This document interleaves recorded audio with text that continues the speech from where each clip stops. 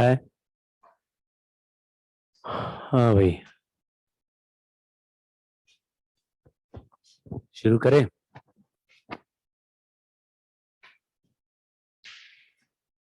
देखो,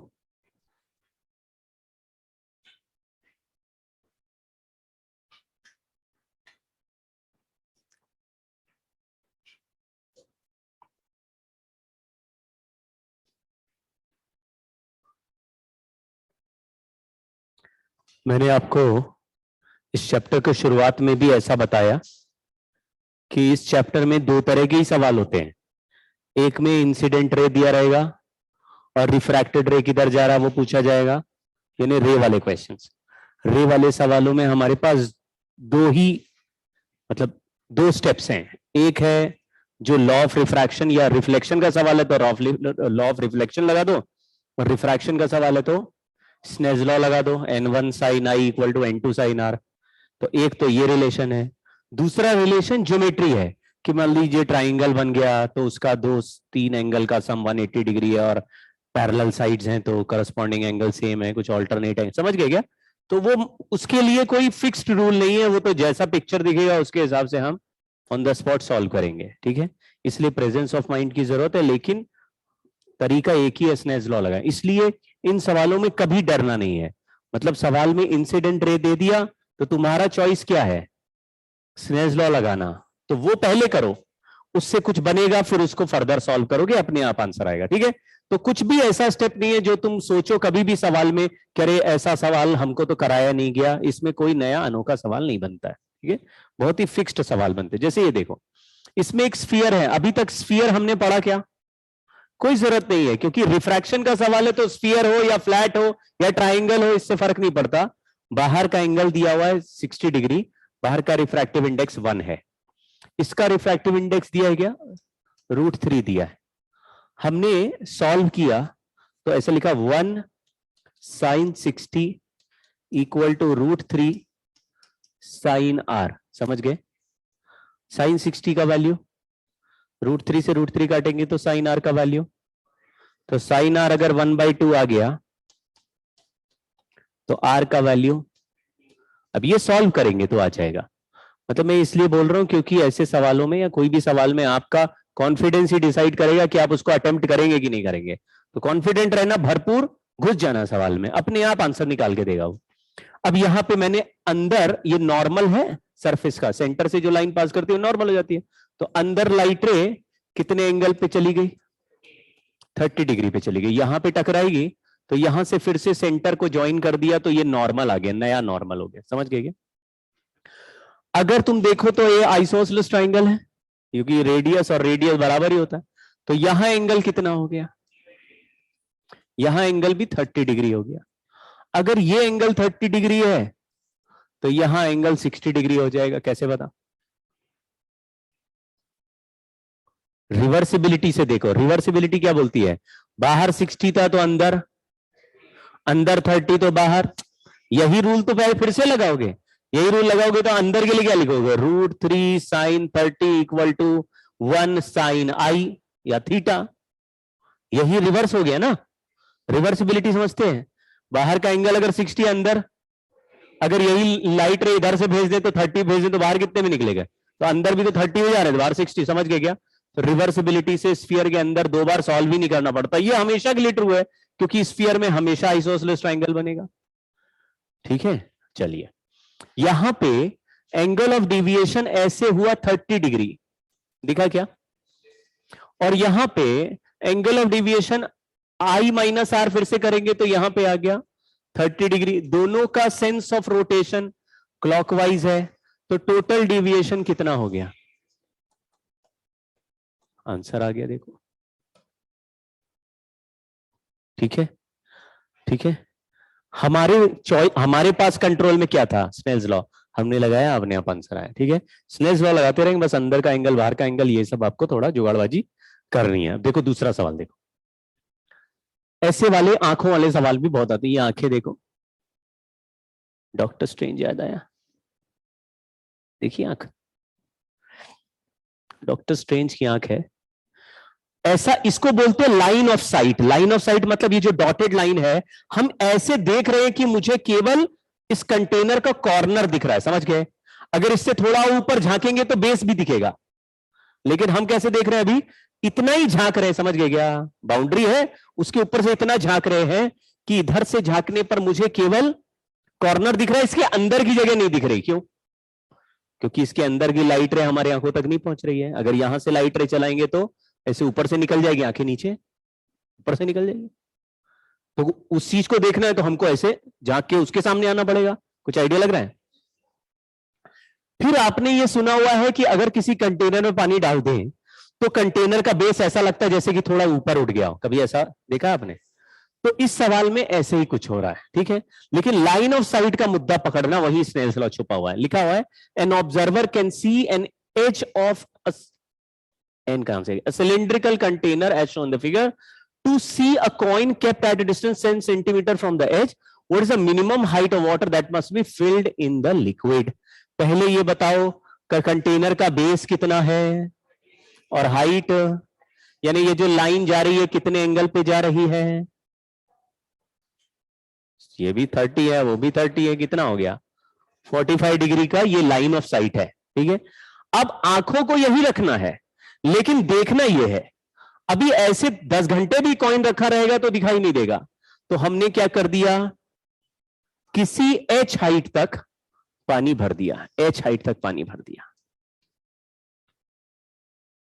ठीक है। अगर एच हाइट तक पानी भर देंगे तो बोल रहा है इन इस आंखों को ये कॉइन दिखने लगता है। कितनी हाइट तक भरे? तो हमने कहां तक भर दिया?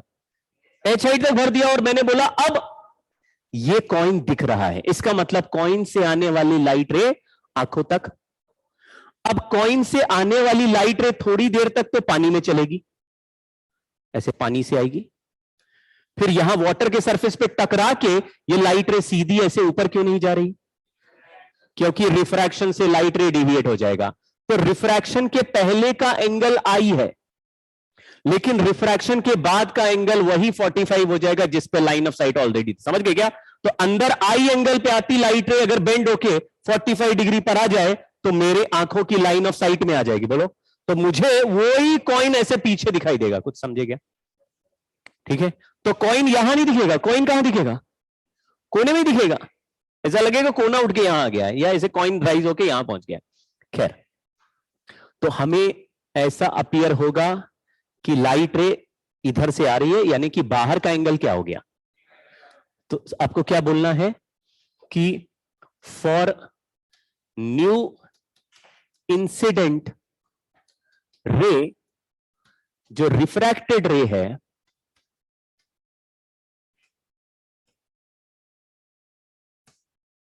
Coincides with line of site. ये इसका मतलब समझ गए क्या? जो लाइन ऑफ साइट था कितने एंगल पे था? जिस रास्ते को हम पहले से ही देख रहे थे, अगर कोई और लाइट रे उसी रास्ते पे बैठ गई तो कहीं और से आने वाले ऑब्जेक्ट का भी इमेज, मतलब ऑब्जेक्ट हमें दिखने लगेगा। कुछ समझे क्या? हमें वही ऑब्जेक्ट दिखता है जो जिनकी रे हमारे तक पहुंच रही है। जो हमारे सामने है वो नहीं दिखता, जिनकी रे हम तक पहुंच रही है। करेक्ट है क्या? है ना? इसलिए सनसेट के बाद सनसेट दिखता है, सन होराइजन से नीचे होता है, लेकिन हमको डूबता हुआ दिख रहा होता है ना? क्यों? क्योंकि सन डूब चुका है, फिर भी उसका लाइट रे एटमॉस्फेयर से बेंड होके हमारी आंखों तक आ जाता है। तो आंखों में ऐसे आया तो हमें दिखता है अरे सन तो सामने है, वो अंदर घुसा हुआ है। वैसे यहां पे हो गया, ये अंदर घुसा हुआ है लेकिन बेंड होने की वजह से लाइट रे हमारी आंखों तक पहुंच रहा है। तो मुझे क्या दिखेगा? कॉइन क्लियरली दिखेगा, कॉइन के अंदर की चीजें नहीं देखनी। अब ये बताओ ये कितना हाइट है? एच है, जितने तक पानी भरा। और ये ओरिजिनल बड़ा ट्राइंगल देखो, बड़ा वाला, ये कितना एंगल है? ये वाला, क्योंकि ओरिजिनल लाइन ऑफ साइट 45 पे थी, तो इसलिए मैंने बोला ये हाइट एच है तो इसका बेस भी यहां तक एच होगा। हमारी क्या कोशिश है कि ये एंगल आई पता चल जाए। अगर एंगल आई पता चल गया तो हम n1 sine I equal to n2 sine r से आंसर निकाल देंगे। क्यों भाई, आई का वैल्यू पता चल जाए तो ट्राइंगल के हाइट के हिसाब से आई निकाल रहे हैं, ठीक है। तो फिर अभी देखना, ये हाइट h है, तो ये कितनी लेंथ हो गई, ये वाली, ये पूरा डिस्टेंस h है, यहां से लेकर यहां तक h है कॉर्नर तक, तो ये कितना हुआ h माइनस 10, और ये हाइट हो गया h हो गया h माइनस 10, ठीक है। अब हमारे कंट्रोल में क्या है, sine Snell's law. Snell's law क्या बोलता है, यहां से लाइट रे आया, कॉइन से लाइट रे आया और बेंड होके 45 डिग्री पर गया। बोलो स्नेल्स लॉ।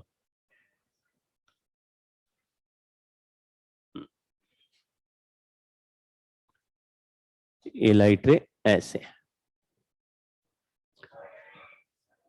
हाँ अब लिखते हैं n sine I equal to 1 sine are.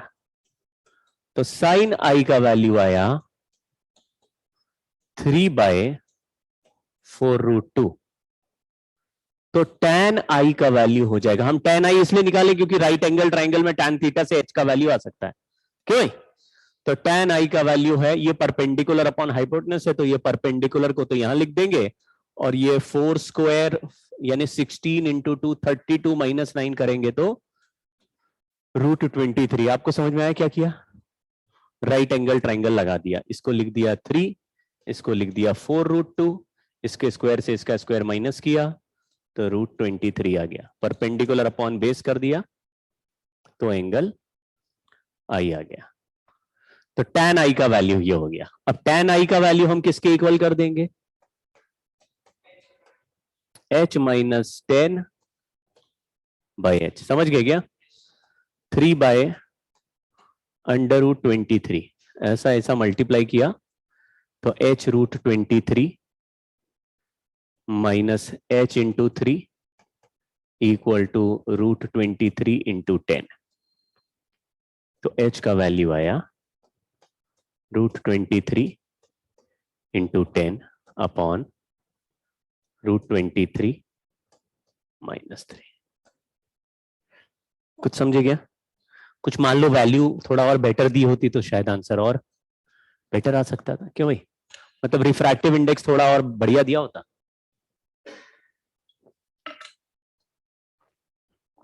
पहले की तरह अगर रिफ्रैक्टिव इंडेक्स √3 दे देता या √2 दे देता तो हो जाता, √2 दे देता तो 30 डिग्री अंदर आ जाता, 1 sin थीटा 1/2 हो जाता, अगर दे देता हमें क्या मतलब है, ठीक है क्या, समझ गए सवाल। ज्योमेट्री समझे कि ट्राइंगल नीचे बना लिया, ये ज्योमेट्री हो गया, और स्नेल्स लॉ एक लगा दिया, स्नेल्स लॉ एंगल बताएगा, फिर ट्राइंगल से सॉल्व हो जाएगा ज्योमेट्री, ठीक है। एक और सवाल करते हैं इसी तरह का, देखो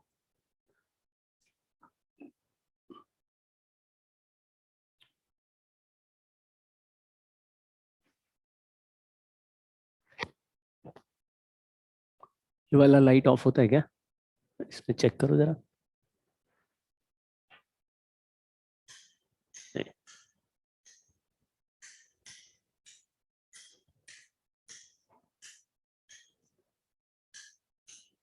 हाँ एक और करो, कुछ फायदा ना हुआ, ये तो कोई और लाइट है।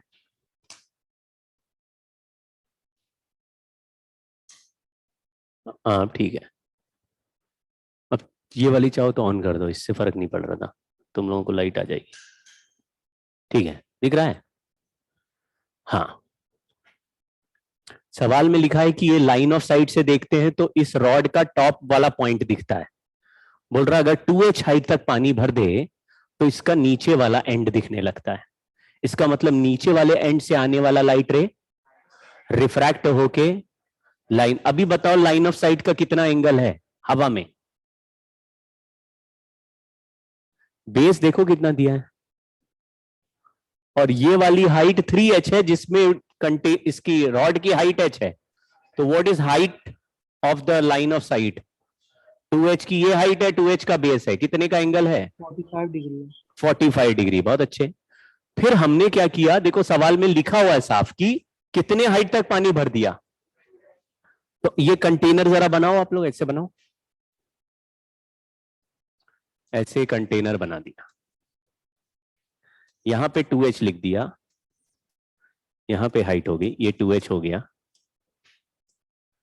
तो यहां से भी 2h हाइट ऐसे चलेगा, ये 2h, बेस भी 2h, यहां से हमको दिख रहा है लाइन ऑफ साइट हो गया, यहां आंखें हैं, और ये कितना एंगल हो गया, मतलब ओरिजिनल लाइन ऑफ साइट यही है, यानी आंखों में लाइट रे कितने एंगल पर ही जाएगी, तो बाहर का रिफ्रैक्टेड रे वाला कितना एंगल ही होगा 45। अब बोल रहा है जमीन से यानी बेस से 2h हाइट तक पानी भर दिया, ये तो h है और इसमें h और पकड़ लिया, तो 2h हाइट तक पानी भर दिया ऐसे, समझ गए क्या, ये वाला हाइट को h लिख दिया, ये भी h था। अब मुझे बताओ अगर ये हाइट यहां से यहां तक देखे तो कितनी है, अच्छा ये कंटेनर में 2h हाइट तक पानी भर देंगे तो ये वाला हाइट कितना बचेगा, h, तो यहां तक का बेस कितना बचेगा, समझ गए, तो ये बेस कितना बचेगा, क्योंकि बेस 2h का है और बिल्कुल मिड पॉइंट पे जाके ये वाला रे जा रहा होगा, लेकिन अब बोल रहा है कि हमको इसी लाइन ऑफ साइट से क्या दिख रहा है, रॉड का लोअर वाला एंड दिख रहा है, तो लोअर एंड से आने वाला लाइट रे यहां से रिफ्रैक्ट होकर लाइन ऑफ साइट पे घुस जाएगा, तो लोअर एंड से लाइट रे बनाया, यहां से लाइट रे चला ऐसे, और नॉर्मल ये रहा, और यहां पे एंगल आई लिख दिया। आपको डायग्राम समझ में आया, इसका मतलब है फाइनली इंसिडेंट रे ये रेड वाला है और रिफ्रैक्टेड रे लेकिन पुराना वाला ही है। बाहर एंगल कितना है, बाहर का एंगल 45 है, अंदर का एंगल हमें मालूम नहीं है, लेकिन इसका ये वाला हाइट कितना है 2h, और बेस का लेंथ कितना है, तो ऐसे देखने से मुझे देखो tan i का वैल्यू दिख रहा है, tan i से हम sin i बना सकते हैं और sin i से हम लोग स्नेल्स लॉ लगा देंगे। अब इसमें sin i पता नहीं है, sin i का वैल्यू निकाल के स्नेल्स लॉ लगाएंगे, ठीक है, तो tan i का वैल्यू क्या हो गया,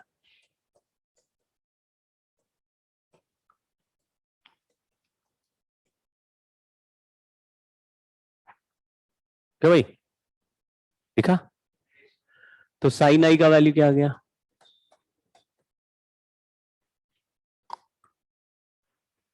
नहीं √3 नहीं, 2 का स्क्वायर करोगे तो 4 हो जाएगा, 1 बाय, समझ गए, sin i का वैल्यू आ गया। हमारे पास स्नेल्स लॉ क्या बोलता है,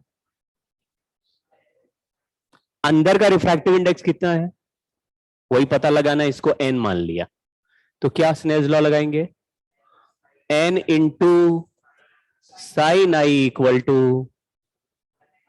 1 इंटू साइन आर, आर की जगह स्नेल्स लॉ आराम से लगा पा रहे हो, जिस मीडियम में लाइट रे पहले है उसका n साइन थीटा लिख दो और जो बाद में उसका n साइन थीटा लिख दो, बाद में बराबर कर दो। आपको इससे फर्क नहीं पड़ता कि लाइट कहां से कहां जा रहा है, मतलब पहला दूसरे मीडियम से भी कोई फर्क नहीं पड़ता, बस एक मीडियम में n है और उसका एंगल θ1 है, दूसरे का कुछ और n है उसका angle θ2, n1 sign θ1 equal to, समझ गए, ऊपर से नीचे जाएगा तो भी यही लगाना, नीचे से ऊपर जाएगा हमको क्या फर्क पड़ रहा, क्या पहले लिखा क्या बाद में लिखा इससे फर्क नहीं है, समझ गए, रिवर्सिबिलिटी। तो हमने साइन आई की जगह लिख दिया 1/√5 और इसकी जगह लिख दिया 1/√2, इनका वैल्यू आया √5/2। बोलिए मुश्किल सवाल है, ठीक है, समझ गए क्या, ठीक है। अब थोड़ा एक दो सवाल पैरेलल स्लैब के कर लेते हैं। पैरेलल स्लैब में ऊपर और नीचे दोनों सरफेस ऐसे फ्लैट रहेंगे और एक दूसरे के पैरेलल। खास बात क्या है कि पैरेलल स्लैब में लाइट रे कभी भी रिफ्रैक्ट होगा, ऐसे रिफ्रैक्ट हो गया तो बाहर जो लाइट रे निकलेगा वो पहले वाले लाइट रे का पैरेलल होगा। ऐसा क्यों, क्योंकि हाँ यहां का एंगल आई है तो नीचे एंगल आर है, तो यहां पर भी एंगल आर हो जाएगा, तो इधर बाहर का एंगल वापस आई हो जाएगा।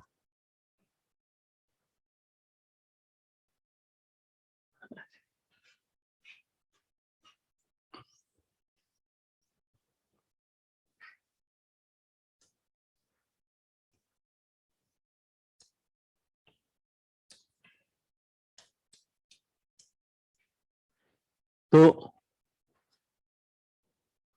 अगर हम पहले वाले लाइट रे को ऐसे एक्सटेंड कर दें तो दोनों लाइट रे के बीच में एक गैप दिखेगा, आपको ऐसा लगेगा कि साइडवेज शिफ्ट हो जा रहा है। लाइट रे एंगुलर डेविएशन 0 है, कुछ समझ में आ रहा है? एंगुलर डेविएशन 0 है, लेकिन लेटरल डेविएशन 0 नहीं है, ऐसे शिफ्ट हो गया।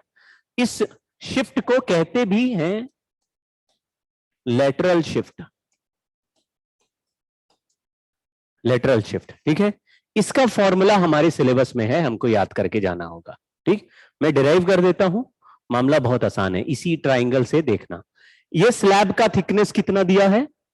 टी दिया है, ये स्लैब का थिकनेस टी है, और इसमें अलग अलग लाइट रे है, वो ऑनलाइन वालों को नहीं दिख रहा होगा, मैं थोड़ा आगे बढ़ाता हूं, अब भी नहीं दिख रहा, तो मैं ब्राइटनेस कम कर दूं।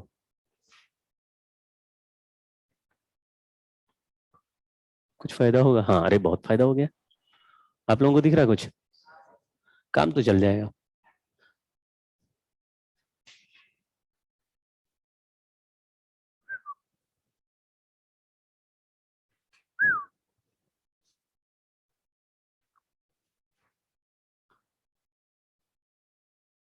हाँ, ठीक है।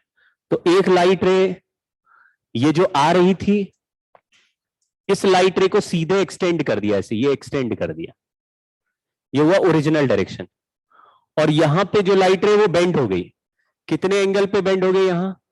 और बाहर से एंगल था आई, तो बाहर आई एंगल था, यहां आर हो गया, तो ये एंगल कितना हुआ जो ओरिजिनल डायरेक्शन और रिफ्रैक्टेड रे के बीच में है? तो आप कहेंगे आई माइनस आर, ये एंगल आई माइनस आर। थोड़ा ब्राइटनेस ज्यादा हो गया।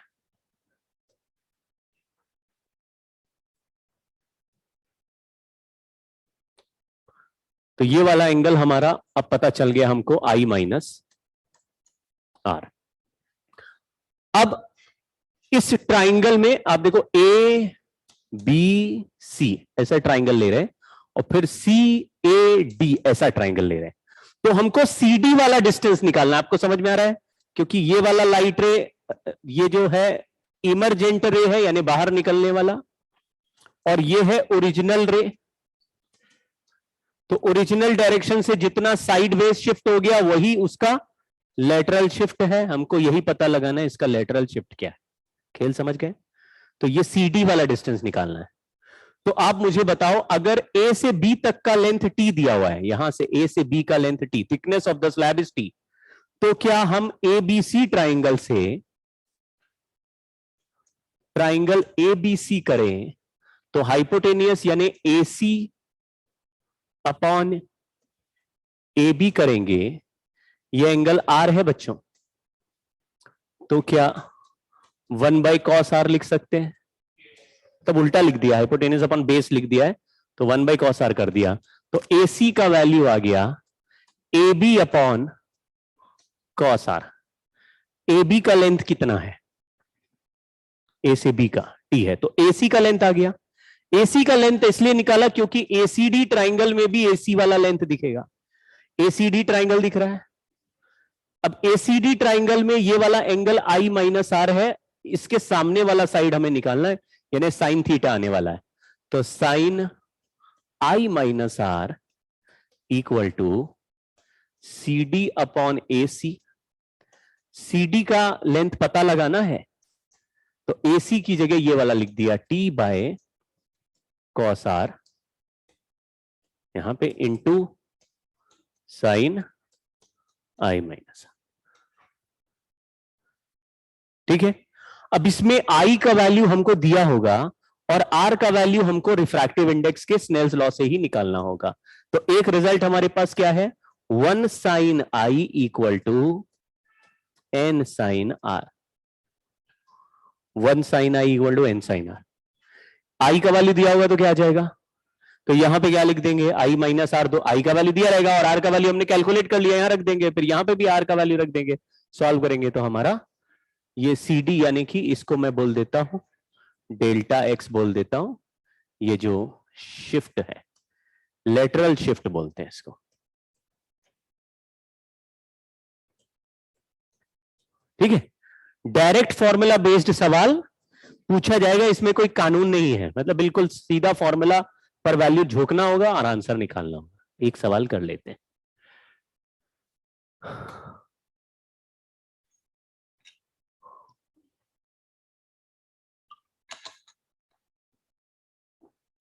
अब जो सवाल करने वाले हैं उसमें जुगाड़ से ही आंसर आ जाएगा, तो जुगाड़ से सॉल्व नहीं करना पड़ेगा, लेकिन सॉल्व करोगे तो थोड़ा देर में आएगा।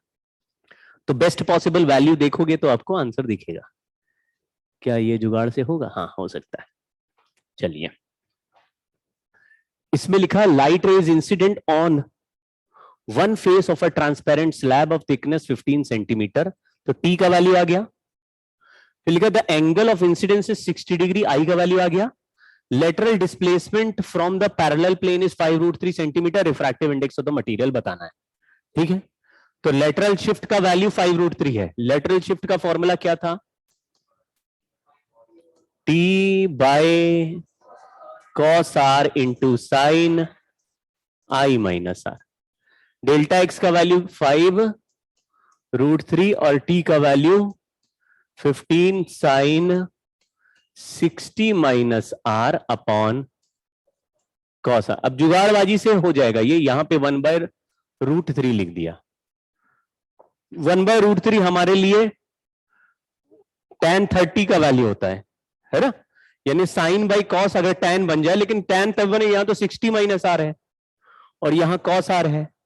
तो बताओ आर का वैल्यू कुछ सोच के बताओ, कितना रख दे तो tan 30 बन जाएगा? बोलो। नहीं नहीं नहीं, कुछ और बोलो। आर का ऐसा कितना वैल्यू रख दे कि ये tan 30 बन जाए?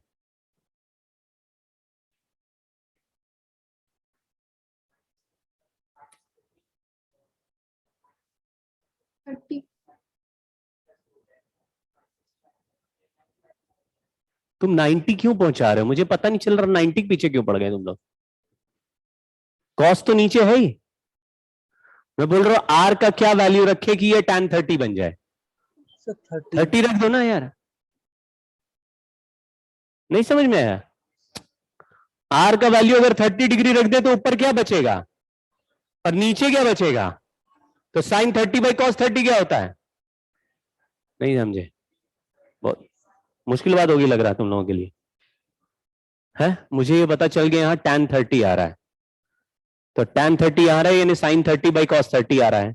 तो अगर मैं आर को 30 डिग्री लिख दूं तो मैच करता हुआ दिखेगा, 60 माइनस 30 करें 30 आ जाएगा। तो ये एक आसान सोल्यूशन है। दूसरा सोल्यूशन ये है कि साइन ए माइनस बी को क्या लिख सकते हैं? Sign A cos B minus cos A sine B. उससे एक रिलेशन बनेगा, कॉस इधर भेज दो, कॉस और साइन अलग अलग करोगे, अपने आप रिजल्ट आ जाएगा। लेकिन आर का वैल्यू क्या आ जाएगा? 30 डिग्री। अब आर का वैल्यू 30 है तो स्नेल्स लॉ लगा रहे हैं, बोलो क्या लिखें? हाँ, ऐसे ये स्लैब है, इसका रिफ्रैक्टिव इंडेक्स पूछा है स्लैब का, इसको एन बोल दिया। बाहर लाइट रे 60 डिग्री से फेंका गया है, अंदर आर एंगल पे जा रहा है। आर का वैल्यू हमने निकाला 30 डिग्री। बोलो 1 साइन 60 इज एन साइन 30। ये √3 होता है, ये 1/2 √3/2, 2 काट दो, √3 आ गया।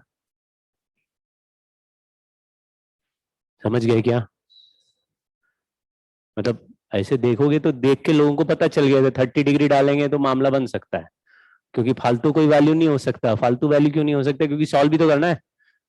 तो नॉर्मली ऐसे वैल्यूज देते हैं जिनका तुमको वैल्यू मतलब इजीली सॉल्व हो जाए, नहीं तो उसके वैल्यू देने पड़ते हैं उनको।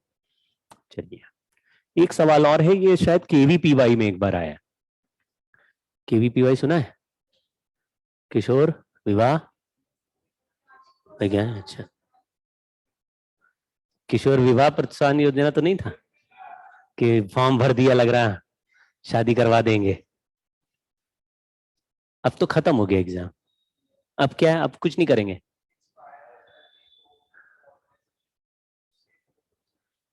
अच्छा है, अच्छा तो वो कैसे सेलेक्ट करेंगे? अच्छा रहा ये केवीपीवाई हटा दिया, नहीं तो बहुत बच्चे 20-25 दिन की अपनी तैयारी खराब कर देते थे इसमें केवीपीवाई में, और जाते थे नहीं, क्योंकि जाना कहाँ है, इंजीनियर डॉक्टर बनने हैं, साइंटिस्ट कोई बन नहीं रहा, और केवीपीवाई के शौक में 20-25 दिन बेकार करते थे तैयारी। चलिए, ये सवाल सिंपल सवाल इसलिए है कि इस सवाल में बोल रहा है छोटे एंगल है। देखो लिखा हुआ है कि angle of incidence theta is small, समझ गए क्या? तो जिस एंगल पे इंसिडेंट कर रहे हैं आई का वैल्यू थीटा दिया और वो भी स्मॉल है, और अगर आई स्मॉल होगा तो आर का वैल्यू भी स्मॉल होगा। तो आप मुझे बताओ साइन थीटा का वैल्यू थीटा हो जाता है, ऐसा सुना है? तो फिर स्नेल्स लॉ क्या लगेगा? 1 sine I equal to N sine R, ऐसा सुना है? तो I is equal to N R ऐसा लिख सकते हैं। आई को बाद में थीटा लिख देंगे। अब बताओ लेटरल डिस्प्लेसमेंट का फॉर्मूला क्या था? T sine i minus r upon, अब अगर स्मॉल एंगल होता है तो क्या लिखते हैं? आई माइनस आर। अब यहां कॉस में आर नहीं लिखते, साइन में केवल एंगल होता है, कॉस में 1 हो जाता है, कॉस 0 का वैल्यू 1, ये 1 लिख दिया, और इसमें आई माइनस आर लिख दिया। अब सवाल में थीटा के टर्म्स में आंसर है, यानी कि हमको आर का वैल्यू रिप्लेस करना पड़ेगा। आर को क्या लिख देंगे? तो t into i minus i by n, मुश्किल होगी लग रही बात। तो आई को बाद में थीटा लिख दिया, तो t into theta 1 minus 1 by n. कोई ऑप्शन आ रहा है ऐसा?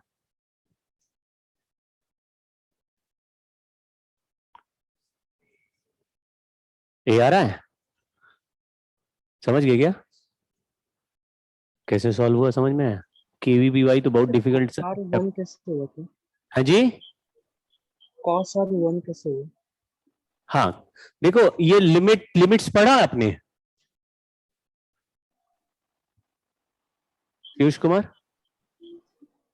यस। लिमिट्स पढ़े होगे यार। तो cos theta theta tending to 0 के लिए क्या हो जाएगा? कैसे पता रहता है? कॉस का फंक्शन देखो ना भाई, ऐसे चलता ना, कॉस 0 पे वैल्यू क्या रहता है? 1 रहता है। अगर 0 से थोड़ा आगे पीछे भी चलोगे तो ये वैल्यू ऑलमोस्ट 1 के बराबर ही रहती है।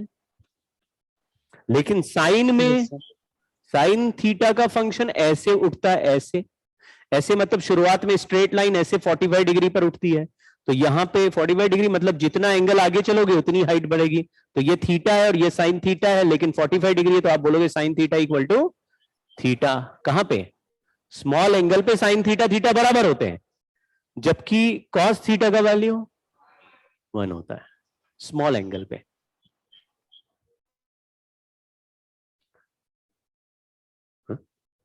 कहां गया?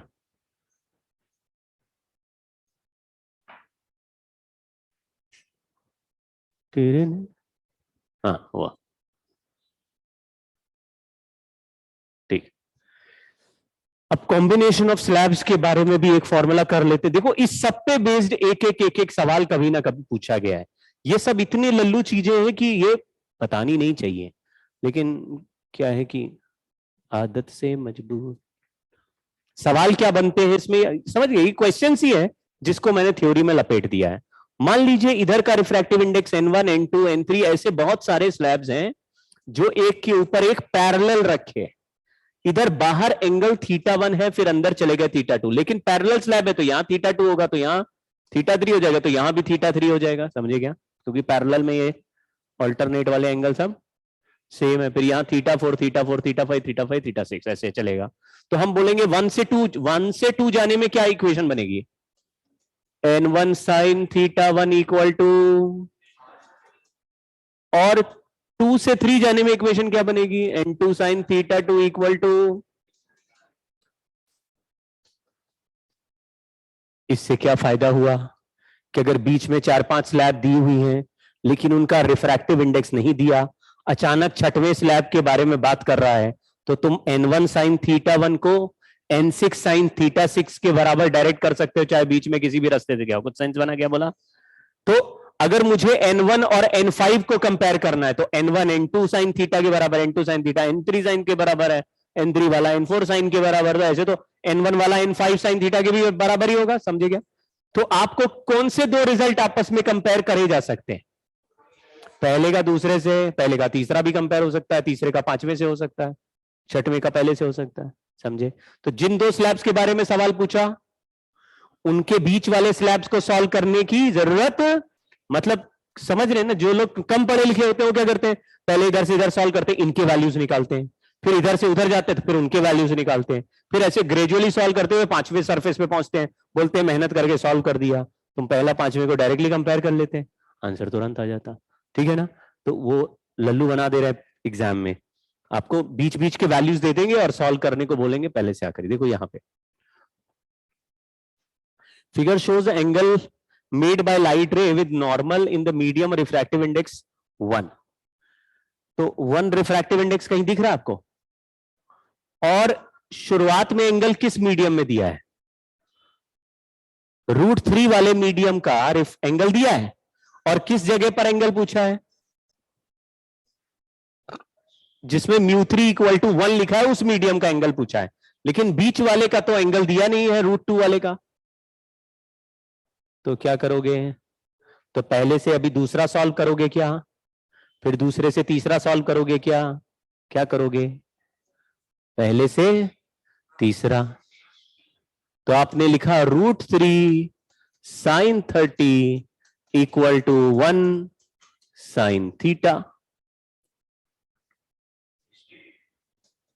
थीटा का वैल्यू 60 डिग्री आ गया। बीच बीच के और भी रिफ्रैक्टिव इंडेक्स निकालने पड़ेंगे क्या? कोई जरूरत नहीं। समझ गए क्या? समझ गए? हाँ।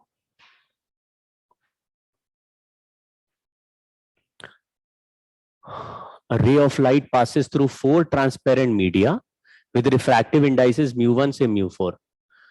The surface of all media are parallel if emergent ray CD, यहां पे एक रे है CD,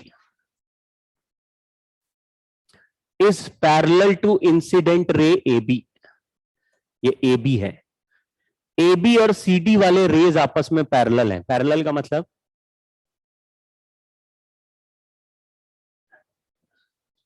हाँ, क्योंकि पैरेलल का मतलब इसका एंगल और उसका एंगल, एंगल सेम है तो किनके रिफ्रैक्टिव इंडेक्स सेम होंगे?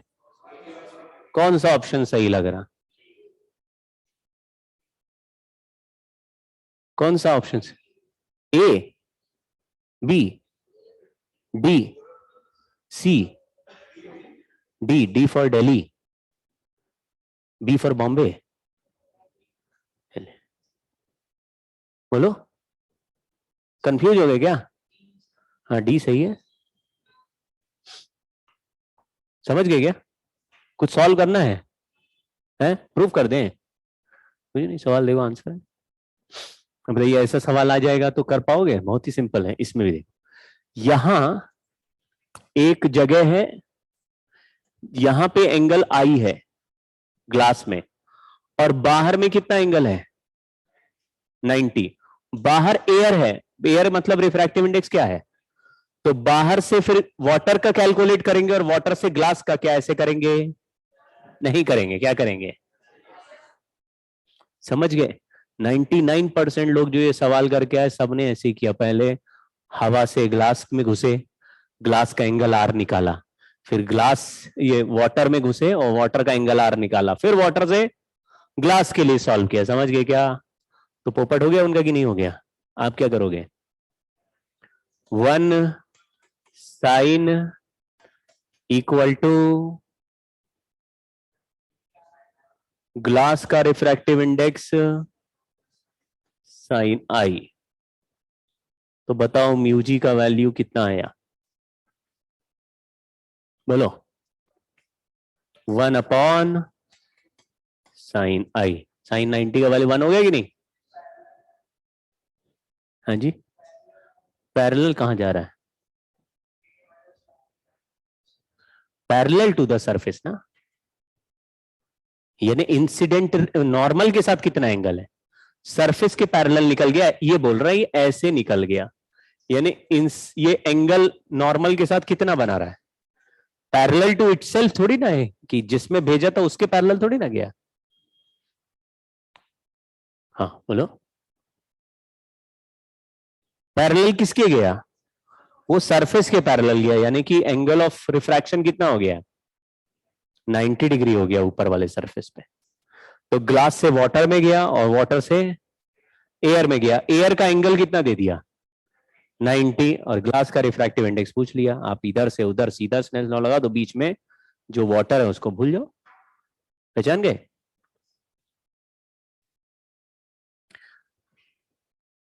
अब इसको करेंगे बाद में, हाँ इसको करते हैं।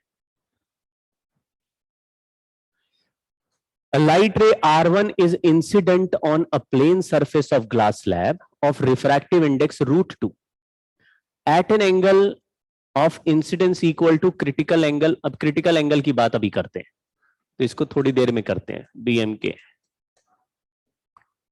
देखो, हाँ अब इसको थोड़ा पढ़ लेते हैं। क्रिटिकल एंगल की बात आ गई, मतलब इस कहानी में सबसे इंपॉर्टेंट टॉपिक आ गया, total internal reflection. Total internal reflection कभी सुना है, समोसे बन रहे कहीं, हाँ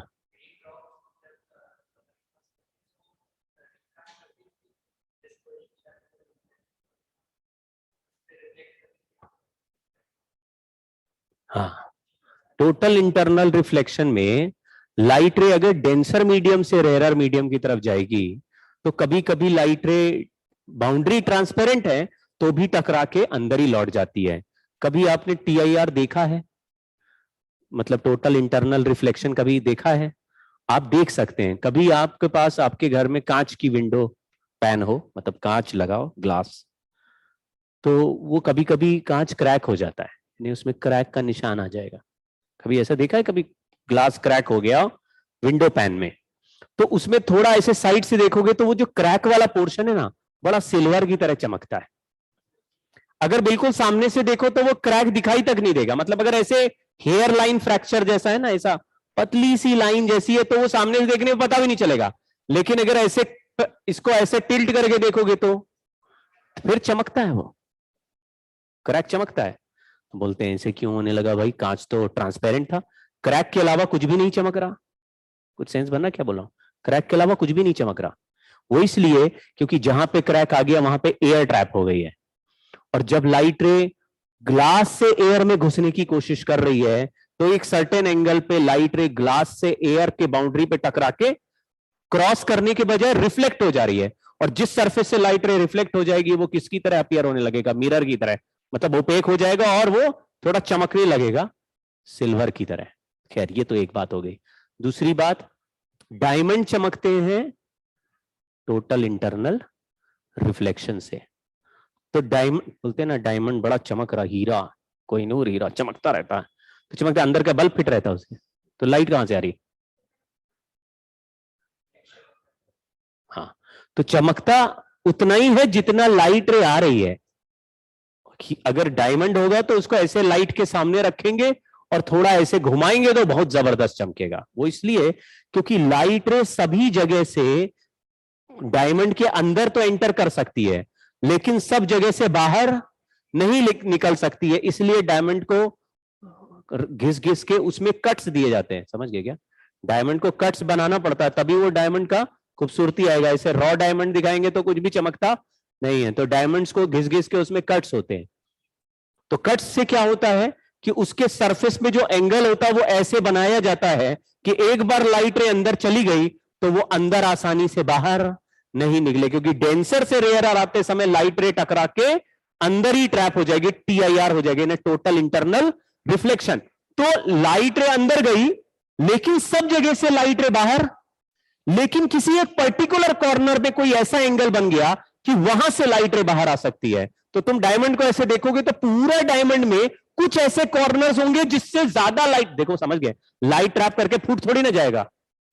जितनी लाइट अंदर जा रही है बाहर तो आनी है, लेकिन हर जगह से बाहर किसी पर्टिकुलर जगह से ज्यादा आएगी, किसी पर्टिकुलर जगह से कम आएगी। तो डायमंड के अलग अलग पोर्शन में कुछ एक पॉइंट जरूरत से ज्यादा चमकेगा, समझ गए ना? कुछ कॉर्नर में ऐसे टिमटिमाते तारे जैसे उठेंगे, समझे क्या? तो आप कहेंगे वाह चमक उठा। ऐसे ही होता है, क्रिस्टल में भी ऐसे ही होता है ना? तो लाइट रे जाएगी सब जगह से, अंदर आएगी किसी किसी एंगल कॉर्नर से। तो इसलिए जितना बढ़िया कट देंगे उतने ज्यादा तरीके से लाइट रे एक पर्टिकुलर, जैसे हम चमक रहे, क्या हम पे लाइट रे टकरा रही है और टकरा के एज इट इज रिफ्लेक्ट हो रही है। क्या किसी एक कोने से ज्यादा लाइट रे फेंक रहा हूं मैं? अगर इस कोने से ज्यादा फेंक रहा होता तो ये चमकता, समझ गए? यहां पे अगर मैं वो लगा के आ जाऊं, मान लो सिल्वर फॉइल, तो फिर क्या होगा? चमकेगा ज्यादा, समझ गए क्या? हाँ, तो जहां से लाइट रे ज्यादा रिफ्लेक्ट होगी या ज्यादा आएगी वो पॉइंट ज्यादा चमकते दिखेगा। तो हमने लिखा when light ray moves from rarer medium to denser medium. ऐसा क्यों लिखा? डेंसर टू रेयरर होना चाहिए था। हमने वो कर लिया क्या? एंगल ऑफ डिविएशन वाला कर लिया था ना? अब उल्टा लिख लेते हैं। तो यहां लिखा from rarer medium to denser medium, यानी कि μ1 इज लेस देन μ2। पहला मीडियम μ1 है, इसको लिख दिया रेयरर। दूसरा मीडियम μ2 है, इसको लिख दिया डेंसर। डेंसर का मतलब ज्यादा रिफ्रैक्टिव इंडेक्स, रेयरर का मतलब कम। जहां पे रिफ्रैक्टिव इंडेक्स कम है वहां पे एंगल ज्यादा होगा, और जहां पे रिफ्रैक्टिव इंडेक्स ज्यादा है वहां पे एंगल, तो हम बोलेंगे I is greater then R। तो एंगल ऑफ डेविएशन हो जाएगा I माइनस R। ये हमने पढ़ लिया है, तो इसको अब दोबारा लिखने की जरूरत नहीं, यहां पे केवल आ गया। अब यहां पे टोटल इंटरनल रिफ्लेक्शन और फाइबर ऑप्टिक्स चालू होगा। बहुत आराम आराम से देखना, यहां पे ऊपर का ये लाइट रे जा रहा है मीडियम μ1 से μ2 की तरफ, लेकिन ये मीडियम डेंसर है और ये वाला मीडियम रेयरर मीडियम है। तो रेयरर मीडियम का मतलब क्या होता है? Refractive index come, speed of light ज्यादा। रिफ्रैक्टिव इंडेक्स कम, तो जहां पे रिफ्रैक्टिव इंडेक्स कम होगा वहां एंगल ज्यादा होगा, क्योंकि n sin थीटा कांस्टेंट रखना है। तो हमने लिखा μ1 sin I equal to μ2 sin R। क्योंकि हमने लिखा μ1 इज ग्रेटर देन μ2, तो एंगल के लिए उल्टा लिख देंगे I is less then R। इसका मतलब यह है कि लाइट रे जितने भी एंगल पे तुम भेजोगे, बाहर वाला एंगल यानी आउटसाइड वाला दूसरे मीडियम का एंगल हमेशा इससे बड़ा होगा।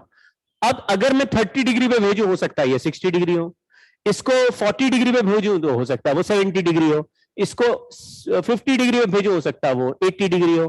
तो जैसे जैसे I का वैल्यू बढ़ाएंगे, R का वैल्यू I से हमेशा ज्यादा ही रहेगा, तो वो भी बढ़ेगा। तो जैसे जैसे इसको बढ़ाते जाएंगे वो वैसे वैसे बढ़ता जाएगा। तो इन दोनों में से पहले 90 डिग्री को कौन टच करेगा? R वाला। तो हम बोलेंगे कि अगर I का एक ऐसा वैल्यू ले ले जिसका नाम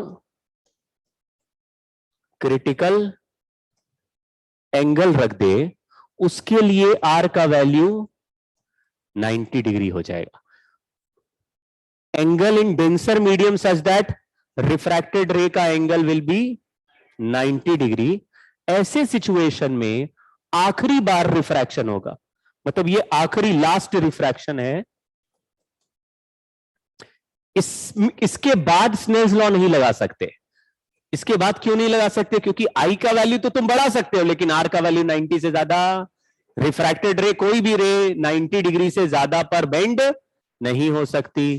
तो नहीं होएगी तो वापस सेम मीडियम में आना पड़ेगा। जैसे 90 से ज्यादा करो same medium.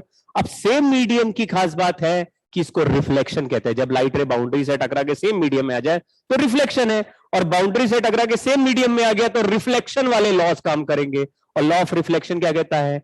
Angle of incidence equal to, तो हम लोग बोलेंगे कि for I greater than theta C, देखो इक्वल टू नहीं लिखा है, greater than theta C, no refraction.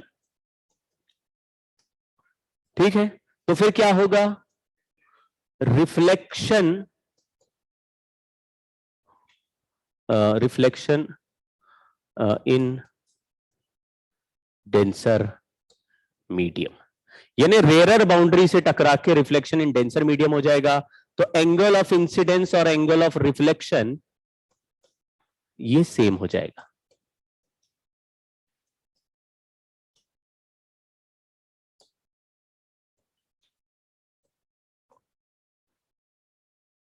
ऐसे,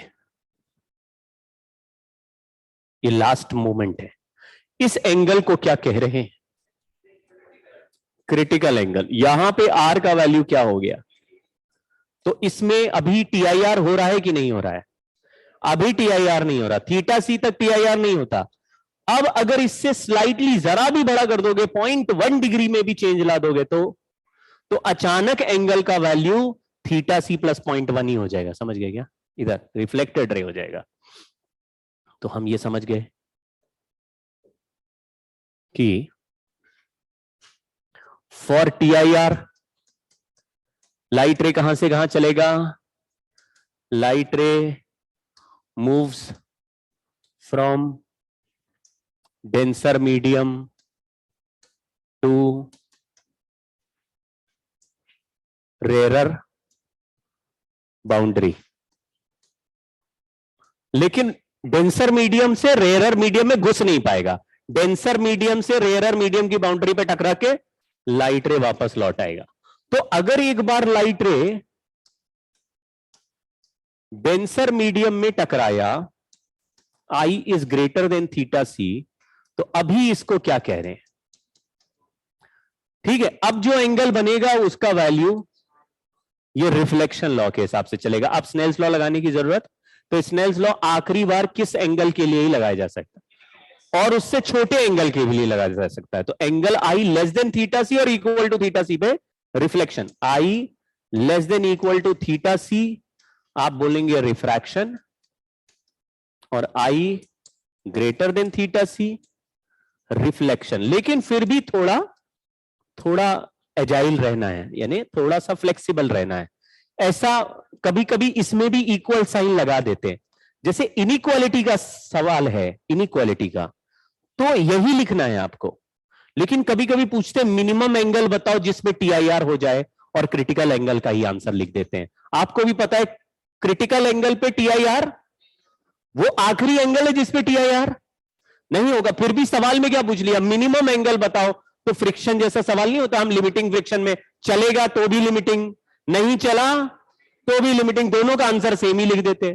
तो कुछ बच्चे लड़ जाते हैं, अरे सर तो फ्रिक्शन तो कैंसिल कर रहा है तो चलेगा क्यों? लेकिन चलाने के लिए वही मिनिमम फोर्स और नहीं चलाने के लिए वही मैक्सिमम फोर्स। याद आया क्या? तो कभी कभी ऐसा सवाल आएगा, लेकिन इनइक्वालिटी का सवाल आए तो ऐसे ही लिखना है, क्रिटिकल एंगल से बड़े एंगल पर ही,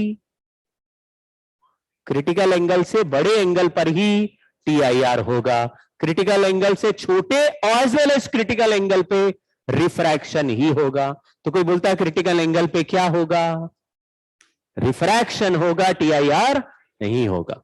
ठीक है, फिर भी सवाल में अगर पूछ ले what is the minimum angle for TIR, तो हम लोग मजबूर हैं मिनिमम एंगल में क्रिटिकल एंगल में 0.001 भी ऐड कर दोगे तो हो जाएगा। तो टेंडिंग टू क्रिटिकल एंगल या जस्ट लिख देंगे। समझ गए क्या?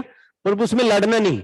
लेकिन इनइक्वालिटी का सवाल में क्लियर कट लेस देन है और वहां less than greater than equal to है। ठीक है, सवाल पढ़ते हैं। बहुत ही अच्छा क्वेश्चन है ये।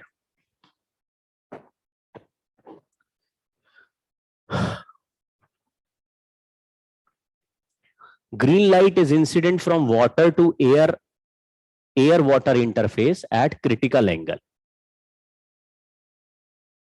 अभी फ्रॉम वाटर है, यानी कि वाटर और एयर में डेंसर कौन है?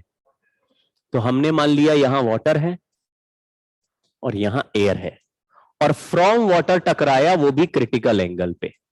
तो बाहर पे 90 डिग्री पे जाना चाहिए ग्रीन लाइट। समझ गए क्या? और ये व्हाइट लाइट है, नहीं ग्रीन लाइट ही है। अगर ग्रीन लाइट भेजेंगे तो 90 डिग्री पे चला जाएगा, ऐसा बोल रहा है। अब पहला ऑप्शन पढ़ते हैं।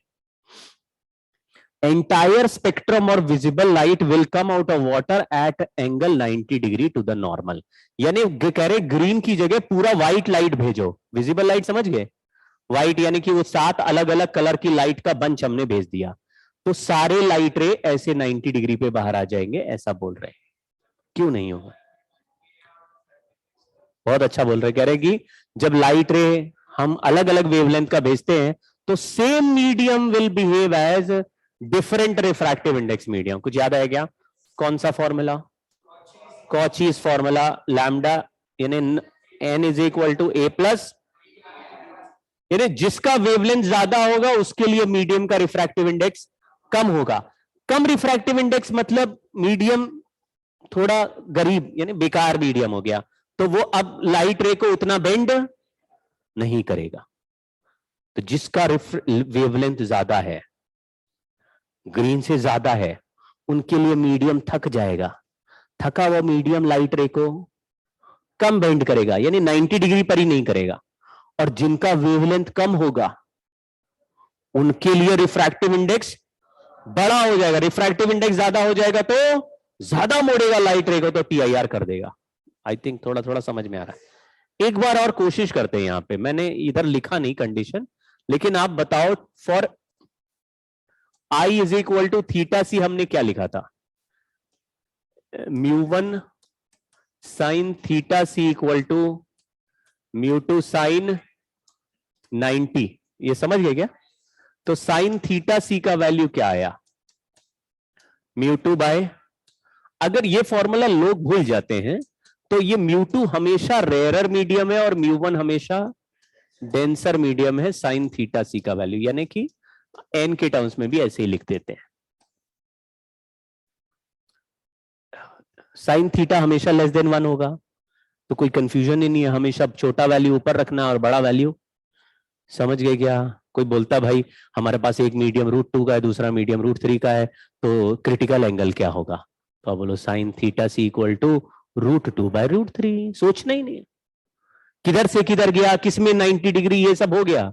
हमेशा रेयरर अपॉन डेंसर करोगे रेशियो तो क्रिटिकल एंगल का वैल्यू आ जाएगी। ये बात सीख गए?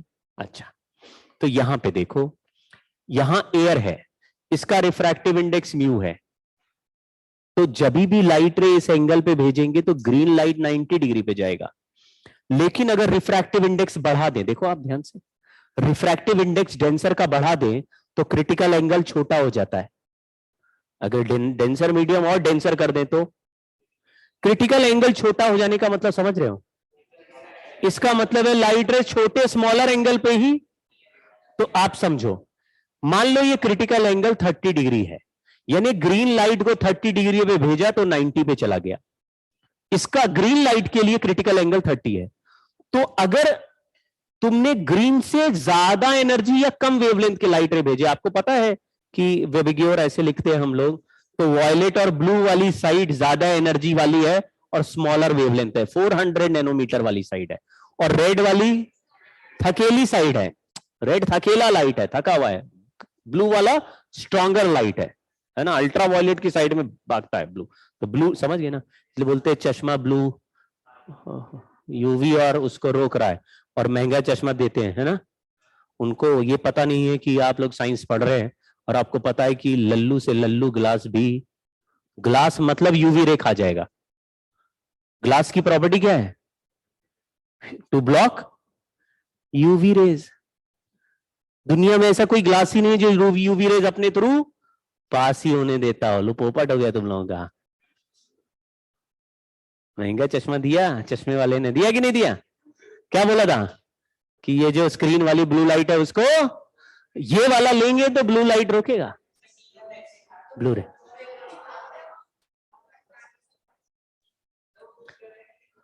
हाँ तो वो, हाँ तो वो मे भी, हाँ वो मे भी कुछ और फाइबर वाइबर का या कुछ और मटेरियल का बना हुआ सिस्टम रखते होंगे जिसमें से पास होता। देखो इसमें हो रहा है, इसमें नहीं हो रहा, है ना।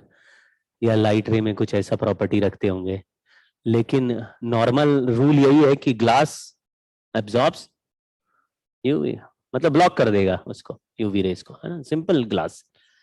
तो मे बी ऑब्वियसली ग्लास में भी, भाई आप कर क्या रहे हैं? लग रहा फोन पे लगे हुए हैं। अरे बता दो, अरे आपस की बात बता दो, हैं? फोन नहीं है तो फिर घबराओ नहीं, फिर क्या है? दोनों हाथ अंदर। हाँ, ग्रीन लाइट रे को भेजेंगे तो वो क्रिटिकल एंगल है, मतलब मान लो ये 30 डिग्री पे, तो 30 डिग्री इसका क्रिटिकल एंगल है। तो ग्रीन से ज्यादा एनर्जी वाले लाइट रे के लिए क्रिटिकल एंगल 30 से छोटा हो जाएगा, समझ गए? तो 30 डिग्री उसके लिए क्रिटिकल से बड़ा एंगल हो जाएगा, तो TIR हो जाएगा। तो कौन से वाले लाइट रे भेज रहा हूं मैंने, देखो एक भेजा ब्लू और दूसरा भेजा रेड, तो मुझे बताओ क्या होगा, कौन सा वाला बाहर आएगा, कौन सा वाला रिफ्लेक्ट होगा? ब्लू और रेड, दिखा गया? जिसका वेवलेंथ कम उसके लिए रिफ्रैक्टिव इंडेक्स ज्यादा, मतलब मीडियम खतरनाक हो गया। किसका वेवलेंथ कम था? ब्लू का वेवलेंथ कम है, तो उसके लिए मीडियम स्ट्रॉन्गर मेल करेगा। स्ट्रॉन्गर मीडियम क्या करेगा? आसानी से TIR कराएगा भाई, खतरनाक मीडियम और रोकेगा, तुमको जाने नहीं देगा आसानी से। और जिनके लिए मीडियम लल्लू छाप काम कर रहा है, तो जिसका वेवलेंथ ज्यादा उसके लिए A+B/, तो लैम्डा अगर ज्यादा रखेंगे तो N कम हो जाएगा, तो क्रिटिकल एंगल, मतलब अगर रेड के लिए क्रिटिकल एंगल 31 डिग्री हो जाए और तुम 30 डिग्री पे लाइट रे फेंक रहे हो, तो क्या होगा? नहीं नहीं, क्रिटिकल एंगल 31 हो और तुम 30 पे लाइट रे भेज दो, तो तब 89 डिग्री 88 डिग्री पे लाइट रे बाहर आ जाएगा, 90 पे क्यों आएगा? समझिए, अगर क्रिटिकल एंगल 29 डिग्री है और तुमने 30 डिग्री पे लाइट रे भेज दिया, तो बोलेगा 29 तक जाने देंगे, 29 के बाद रोक देंगे लाइट रे। तो 30 पे भेज रहे हो तो रोक देगा। समझ गए? ज्यादा एनर्जी वाला लौट आएगा, कम एनर्जी वाले ऊपर। जरा पढ़ो क्या लिखा है, एनर्जी मतलब फ्रीक्वेंसी, दोनों सेम बात है। तो बताओ, बी ऑप्शन लिखा है spectrum visible light whose frequency is less than green will come out. Frequency कम है, फ्रीक्वेंसी कम मतलब वेवलेंथ ज्यादा, या फ्रीक्वेंसी कम मतलब एनर्जी कम? कौन बाहर आ रहा है, कम एनर्जी वाला या ज्यादा एनर्जी वाला? कम एनर्जी वाला। तो वही तो लिखा है, spectrum visible light whose frequency is less than green light will come out. समझ गए? तीसरा पढ़ते, spectrum of visible light whose frequency is more than green light will come out in air medium.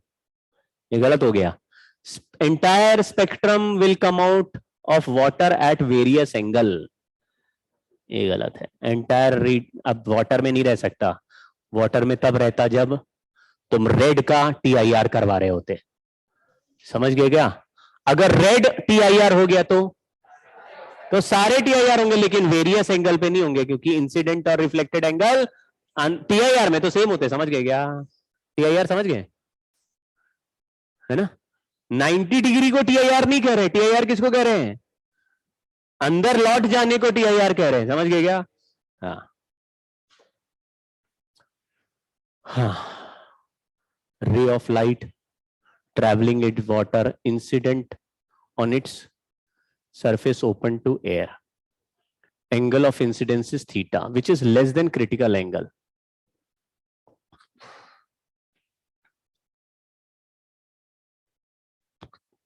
Critical angle से छोटे angle पे light रे भेजते हैं तो क्या होता है? तो बाहर आ जाएगी कि नहीं आ जाएगी? बाहर आ जाएगी। तो क्या आंसर सही होना चाहिए? देखो, कभी भी बाउंड्री से टकरा के लाइट रे रिफ्रैक्ट हो रहा हो तो रिफ्लेक्ट तो हमेशा ही होता है। समझ गए? तो TIR में क्या होता है? TIR में बहुत स्ट्रांगली रिफ्लेक्ट होता है। समझ गए? जो बाहर आ रहा था वो भी बाहर, तो ऑलमोस्ट सारा लाइट रे रिफ्लेक्ट होने लगता है। लेकिन देखा, कल लास्ट क्लास में कर तो रहे थे कि ट्रांसपेरेंट ग्लास में तुम अपना चेहरा देखोगे तो आपको हल्का हल्का अपना फेस भी दिखेगा, साथ में अंदर के ऑब्जेक्ट भी दिखेंगे, मतलब रिफ्रैक्शन भी हो रहा है और रिफ्लेक्शन भी हो रहा है। तो रिफ्लेक्शन किस सरफेस पे या मीडियम में होता है? कोई भी, सभी ट्रांसपेरेंट सरफेस पे रिफ्रैक्शन तो होता ही और रिफ्लेक्शन भी होता है। तो यहां पे रिफ्रैक्शन तो हो रहा है क्योंकि क्रिटिकल एंगल से छोटा एंगल है। तो क्या होगा? पहला दूसरा तो गलत हो गया, लिखा हुआ reflected ray and refracted ray whose angle between them would be less than 180 minus 2 theta. इसको देख लो, यहां पे एक लाइट रे भेजा, ये डेंसर मीडियम है, यहाँ रेयरर मीडियम है और ये थीटा है, और लाइट रे रिफ्रैक्ट हो गया तो रेयरर मीडियम में जाएंगे तो ऐसे निकल जाएगा। बोलो, है ना? और जितना पार्ट रिफ्लेक्ट होगा वो इधर हो जाएगा। तो ये जो एंगल है ये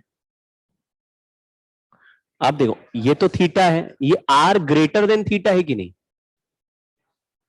तो अगर ये ग्रेटर देन थीटा है तो ये जो जगह है वो 180 माइनस 2 थीटा से कम है। ये वाला, इसको डेल्टा बोल रहे हैं, उल्टा लिख दिया क्या? कम है, कम है। खेल समझे क्या बोला? देखो ये एंगल कैसा है? थीटा से बड़ा है। कैसे पता थीटा से बड़ा है? क्योंकि डेंसर से रेयरर जाओगे तो बड़े एंगल पे मुड़ जाएगा। तो यहां पे एंगल थीटा है और यहां पे एंगल मोर देन थीटा है। तो ये जो बचा हुआ, अगर ये भी थीटा होता, ये भी थीटा होता तो क्या होता? ये थीटा होता, ये थीटा होता, तो बीच वाला क्या होता?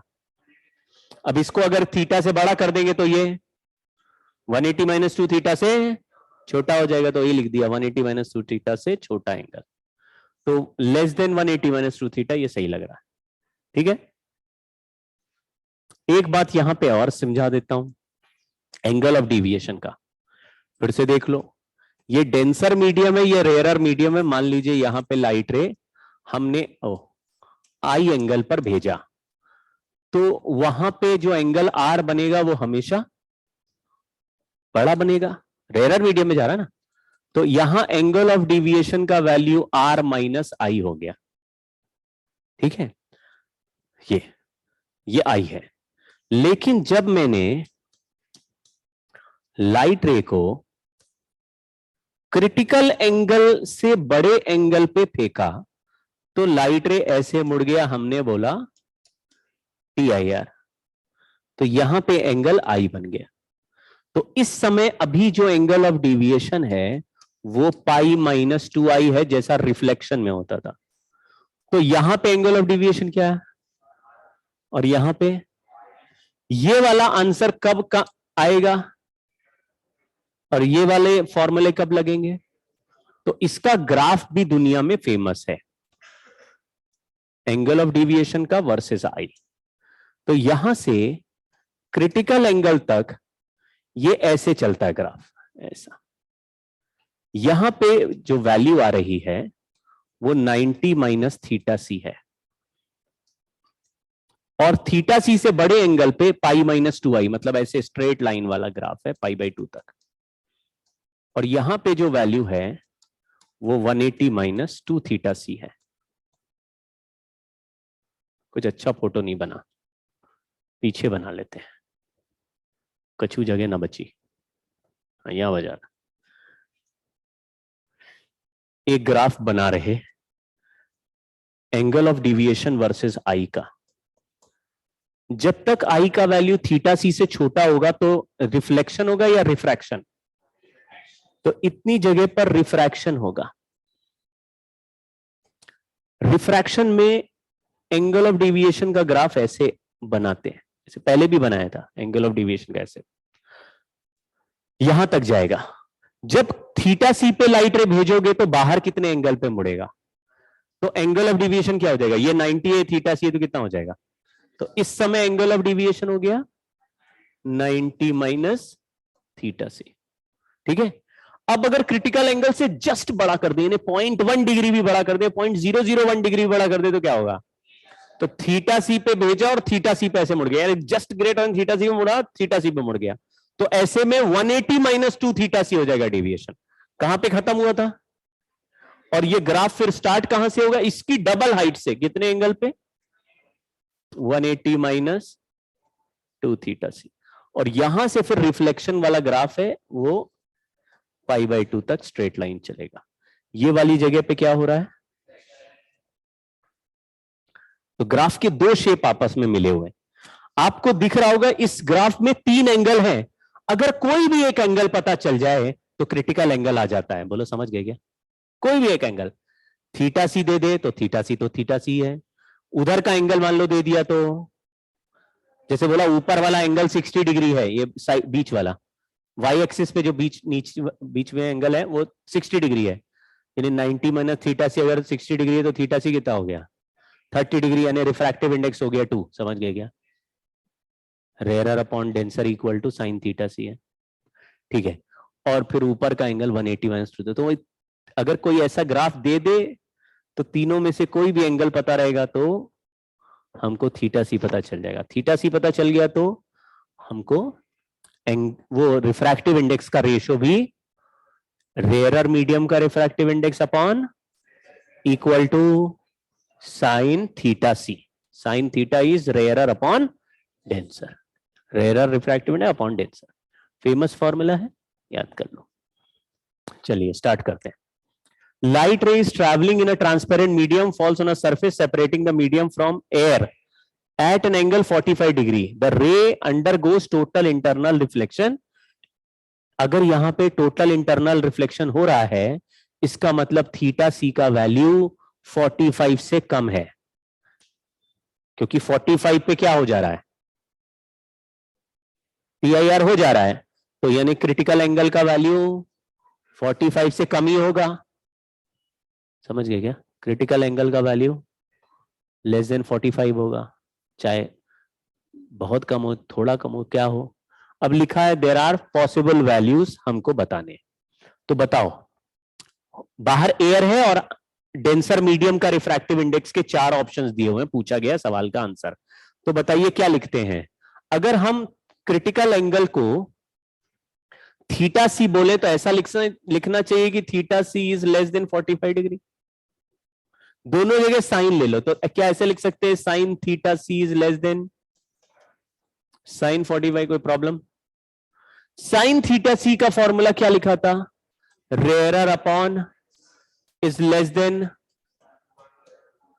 रेयरर मीडियम यहां पे कौन है? एयर है, उसका रिफ्रैक्टिव इंडेक्स 1। डेंसर मीडियम तो हमें पता ही लगाना है, तो 1/n इज लेस देन, तो n इज ग्रेटर, उल्टा पलट देंगे तो उल्टा हो जाएगा inequality, n is greater then √2। तो √2 का वैल्यू 1.41 होता है। कौन सा ऑप्शन सही है? समझ गए क्या? बी क्यों नहीं? उससे तो छोटा हो गया ना, ये तो हमको बड़ा चाहिए। समझ गए? 1.41 से बड़ा। देख रहे हैं ऑप्शन, 2 ऑप्शन सही हो गए। आइडिया लगा क्या किया? ऐसे इनइक्वालिटी से हर सवाल स्टार्ट करेंगे। जो क्रिटिकल एंगल का वैल्यू होगा वो किसी गिवन वैल्यू से या तो बड़ा होगा या छोटा होगा, उसको पहले लिखेंगे, फिर दोनों साइड साइन लेंगे, फिर ऐसे इनइक्वालिटी सॉल्व करेंगे। अभी 1-2 सवाल और करते हैं। लिखा light ray travels from optically denser to rarer medium, critical angle for 2 media is c, maximum possible deviation of the refracted light ray can be. बोलो, अभी अभी इसका ग्राफ बनाया था डेविएशन का, डेंसर से रेयरर मीडियम जाने के लिए अभी ग्राफ बनाया था, उसमें मैक्सिमम डेविएशन बताना था।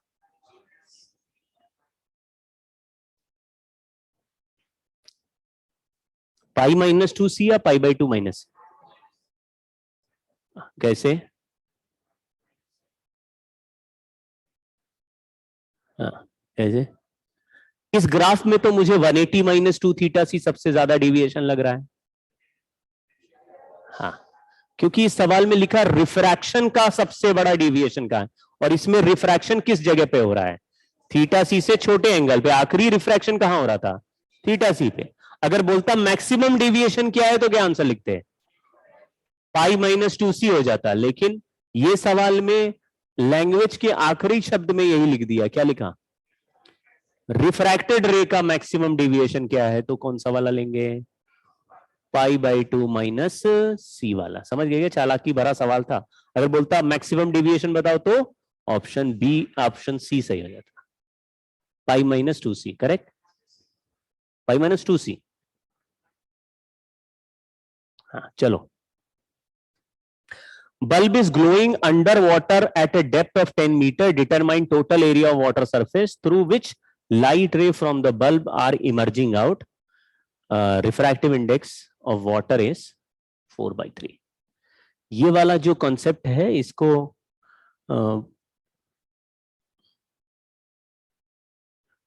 मतलब ये बहुत फेमस क्वेश्चन है, ये तो इंपॉर्टेंट सवाल है। इंपॉर्टेंट इसलिए भी है क्योंकि ये सॉल्व्ड एग्जांपल एनसीईआरटी का है। तो जो एनसीईआरटी में सॉल्व्ड एग्जांपल होते हैं वो चाहे इजी और डिफिकल्ट हो, उनका आने का चांस बहुत अच्छा होता है। मतलब थोड़ा डिफिकल्ट भी लगे तो भी पूछ सकते हैं वो लोग। ये सवाल कई बार अलग अलग एग्जाम में आ चुका है। इस क्वेश्चन में h डेप्थ पे एक बल्ब रख दिया। बल्ब अगर ऐसे पॉइंट सोर्स है तो उसकी रोशनी कहां जाती है? तो चारों तरफ जाती है, उसमें कोई रोक टोक तो है नहीं। लेकिन बोलते हैं कि जब पानी के अंदर बल्ब रखो तो एक पर्टिकुलर एंगल के बाद बल्ब की लाइट रे बाहर नहीं आती। क्यों नहीं आती? क्योंकि एक एंगल पर अगर वो क्रिटिकल एंगल बन गया तो उससे आगे वाली लाइट रे क्रिटिकल एंगल से बड़ी लाइट रे हो गई, तो फिर ये लाइट रे क्या हो जाएगी? यानी कि इस जगह पर से लाइट रे बाहर आ रही है क्योंकि छोटे एंगल है, और एक पर्टिकुलर जगह के बाद लाइट रे बाहर। तो बल्ब अगर ऐसे हवा में रखे तो चारों तरफ रोशनी दिखेगी, लेकिन पानी के अंदर रखे तो पानी के ऊपर ऐसा सर्कुलर पैच दिखेगा। सर्कुलर पैच क्यों? क्योंकि चारों तरफ एक सर्टेन एंगल के बाद लाइट रे रिफ्लेक्ट होने लगा, अंदर ही ट्रैप हो जाएगा लाइट रे। समझ गया? ऐसे गया अंदर है गया, तो बाहर आ ही नहीं रहा। इसका मतलब एक सर्कुलर डिस्क जैसा, जैसे इसको मैंने रेडियस आर बोला तो यहां पे ऐसे सर्कल बन जाए। कुछ समझ में आया क्या?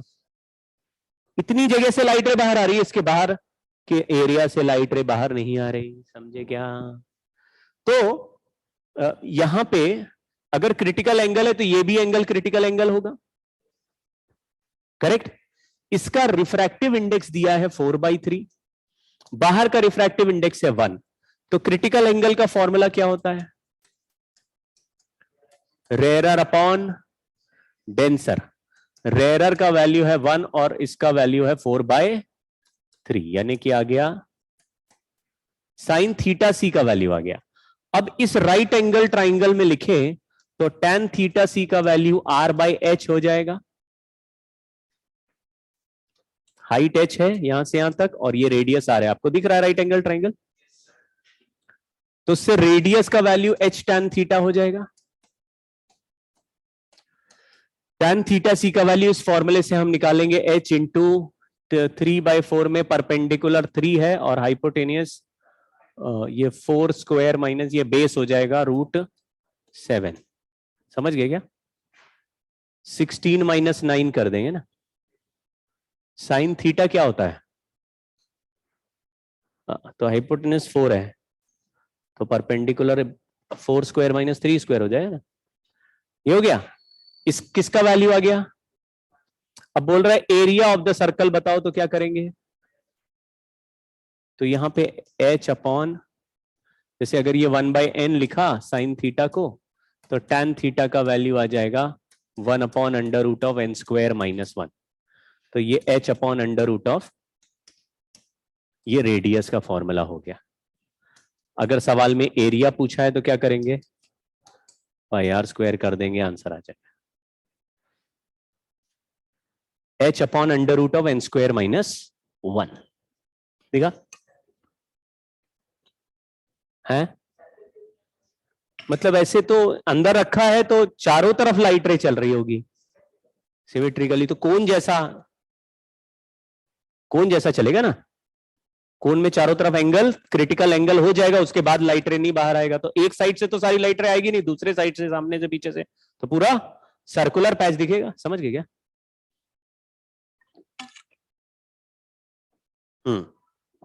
देखो सवाल सेम क्वेश्चन है थोड़ा, लेकिन कैलकुलेशन है। Point source S is placed at the bottom of transparent block of height h. Refractive index 2.72. It is immersed in a lower refractive index liquid as shown in the figure. It is found that the light emerging from block to liquid forms a circular spot of diameter इतना। तो इसका देखो height भी दिया हुआ है h, ये height दिया हुआ है कितना? 10 मिलीमीटर। और यहां पे जो सर्कुलर पैच बनेगा उसका डायमीटर दिया हुआ है 11.54। तो मुझे रेडियस ऑफ पैच पता चल गया कितना? ये इसको डिवाइड कर दो 2 से तो 5.77 आ जाएगा। ये रेडियस हो गया। रेडियस को हाइट से डिवाइड कर देंगे 10 मिलीमीटर से, तो ये tan थीटा सी आ जाएगा। समझ गए क्या? अभी तो थोड़ी देर पहले यही बोल रहे थे। देखो सेम क्वेश्चन है, यहां पे h लिखा है, यहां पे r लिखा है, क्योंकि इसके बाद लाइट रे बाहर नहीं आएगा ना। इसका मतलब ये कौन सा एंगल है? उसी पे तो एज बनेगा सर्कल का। तो tan थीटा सी का वैल्यू ये आ गया। अगर tan थीटा सी पता चल जाए तो sin थीटा सी पता लगा लोगे, और sin थीटा सी क्या होता है, n रेयरर अपॉन, अब इसमें दो रिफ्रैक्टिव इंडेक्स है, डेंसर मीडियम का रिफ्रैक्टिव इंडेक्स दिया हुआ है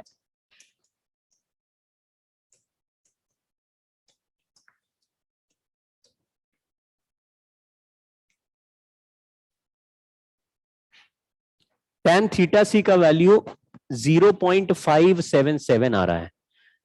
कोई तरीका है tan थीटा सी, अगर हम 1/√3 ऐसे मेन फेमस नंबर लिखें तो 1/√3 का वैल्यू कितना होगा? हाँ,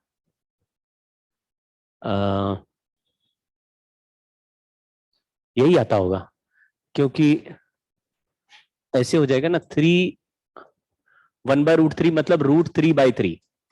√3 का वैल्यू क्या होता है, डिवाइडेड बाय 3 करेंगे तो कितना बनेगा, 0.5 हो गया, 23 हो गया, 7 हो गया, फिर 7। क्यों भाई, समझ गए क्या? तो ये ऐसा दिया है, मतलब मामला डिफिकल्ट होना नहीं चाहिए। तो 0.577 देखो वहां पे बन रहा है रेशियो tan थीटा का, इसका मतलब है कौन थीटा का वैल्यू क्या चल रहा है, 30 डिग्री, क्योंकि हमने tan 30 का वैल्यू चेक करा ना भाई, समझ गए क्या? दो तीन ही एंगल मेजर होते हैं, थोड़ा आइडिया लग जाएगा कि 30 डिग्री के आसपास होगा या 60 डिग्री के आसपास होगा या 45 के, क्योंकि ये लेस देन 1 है तो मैंने 30 डिग्री पर चेक कर लिया, तो 30 डिग्री पर वैल्यू आया, तो साइन थीटा, इसका थीटा सी का वैल्यू 30 डिग्री हो गया, तो साइन थीटा सी की जगह क्या लिख देंगे, तो 1/2 लिख दिया, तो एन आर का वैल्यू 2.72 डिवाइडेड बाय 2 कर देते हैं, 1.36। ऑप्शन देखो, पहचान गए क्या?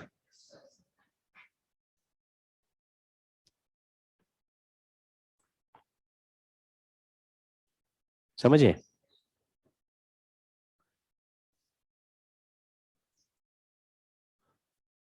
हमारे पास समय है, समय बहुत कम है। फाइबर ऑप्टिक्स की एक छोटी सी कहानी और देख लो। फाइबर ऑप्टिक्स का ऐसा कहानी होता है कि एक केबल है, उस केबल में जो बीच की जगह है उसको बोलते हैं कोर, और साथ में साइड में जो कवर होता है उसको बोलते हैं क्लैडिंग। ऐसे ये फाइबर ऑप्टिकल केबल है, फाइबर ऑप्टिकल केबल ट्रांसमिशन के लिए यूज की जाती है। ऑलमोस्ट सारे जहां पर भी, हाँ जहां पर भी टेलीकम्युनिकेशन यूज हो रहा है वहां पे ये फाइबर ऑप्टिकल केबल है। आपने देखा होगा बहुत सारे मोटे मोटे पाइप जमीन में घुसा घुसा के, ऑरेंज कलर के, ब्लू कलर के, ग्रीन कलर के पाइप घुसा घुसा के एक पॉइंट से दूसरे, उसी के अंदर केबल डाल देते हैं।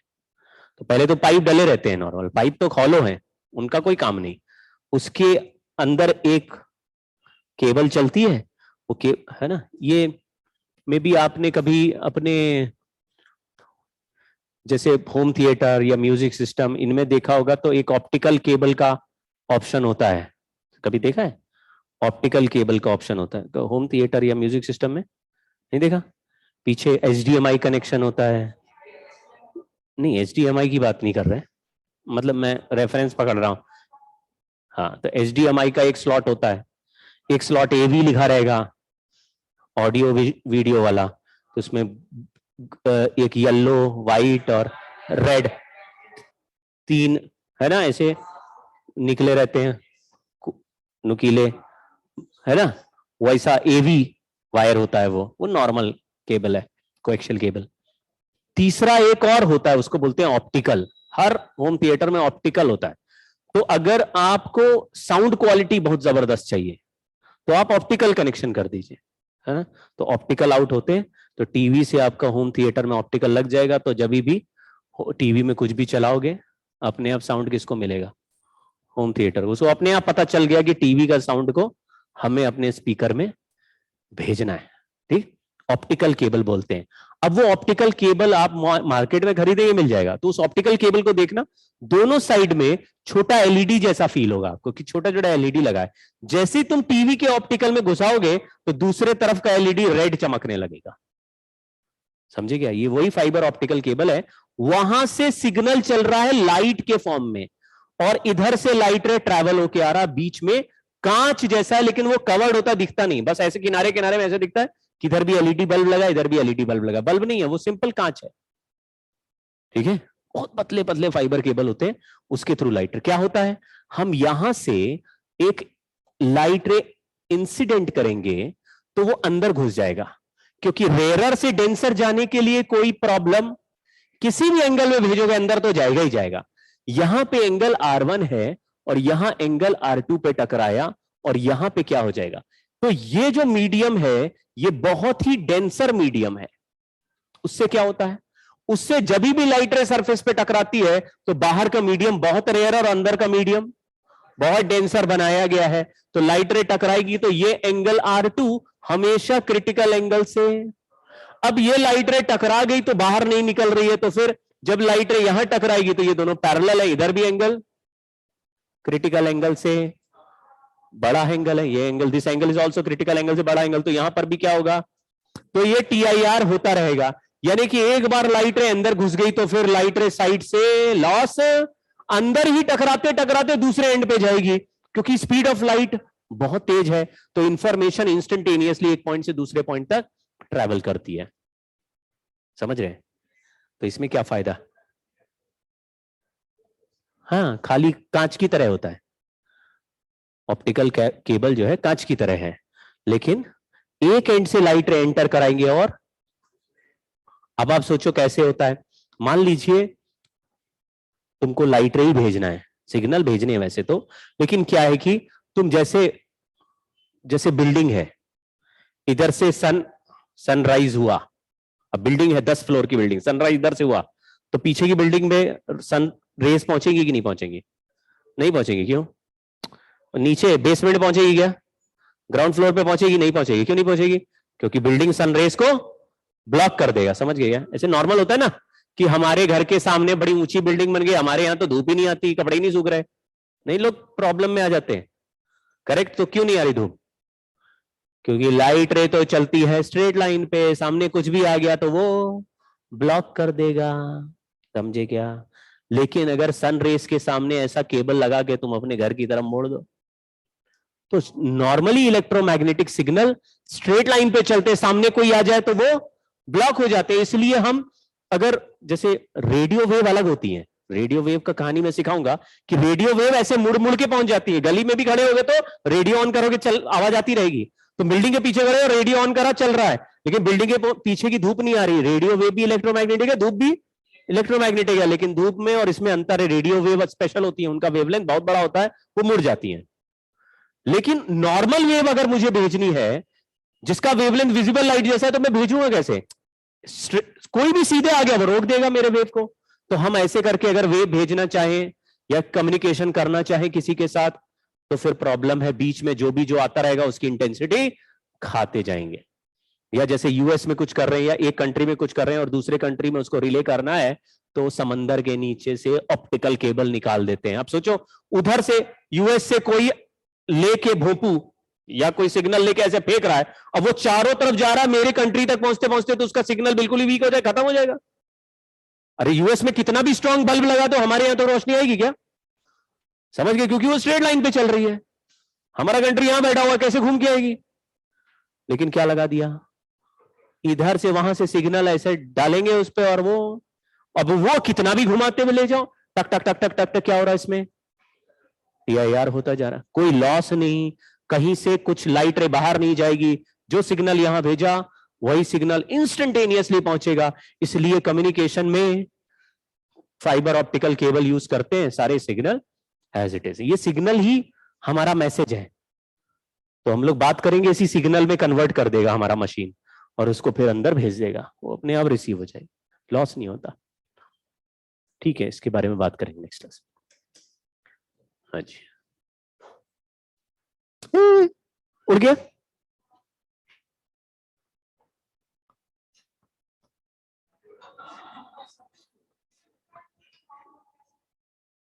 अरे ये कुछ तो और कर दिया इन्होंने, activate use free at office.com।